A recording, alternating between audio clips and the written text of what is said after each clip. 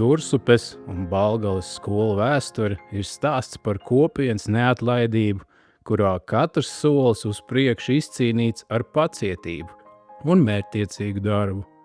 Viss aizsākās laikā, kad izglītība bija liels izaicinājums, un pirmās liecības par skolu Balgalē atrodams jau 1801. gada baznīcas grāmatās. Ilgus gadus skolai mājvietu rada Gobu mājas.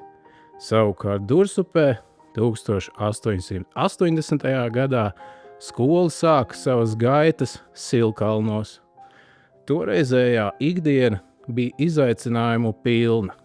Skolotājiem bija jāapvieno pedagoga darbs ar pagasta skrīvera un grāmatveža pienākumiem, bet mācību iespējas bija atkarīgas no tā, cik tālu pagasta bērni spēja mērot ceļu pa lauku takām.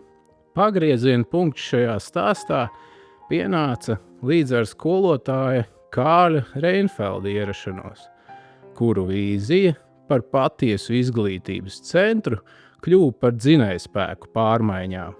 Viņš nevien mācīja bērnus, bet arī saviem līdzekļiem ieguldīja zemes iegādē, lai izkļūtu no purvaino un nepiemēroto apstākļu nebrīvs. Tieši šīs rīcības rezultātā 1901. gadā durvis vēra jauna sarkana ķieģeļu skolas ēka, kļūstot par Dursupes izglītības simbolu un apliecinot, ka ticība kopīgam mērķim spēj radīt paliekošas vērtības. Turpmākajos gados skola dzīvoja līdzi laika garam.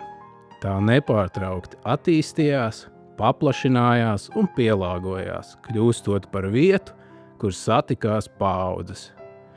Lai nodrošinātu vietu visiem zinātkārajiem bērniem, mācību process noritēja arī citās mājās, tādās kā Salas un Saulgrieži, līdz pat brīdim, kad skola ejot cauri 7-gadīgās un 8-gadīgās skolas posmiem, 1990. gadā kļuva par 9-gadīgo pamatskolu.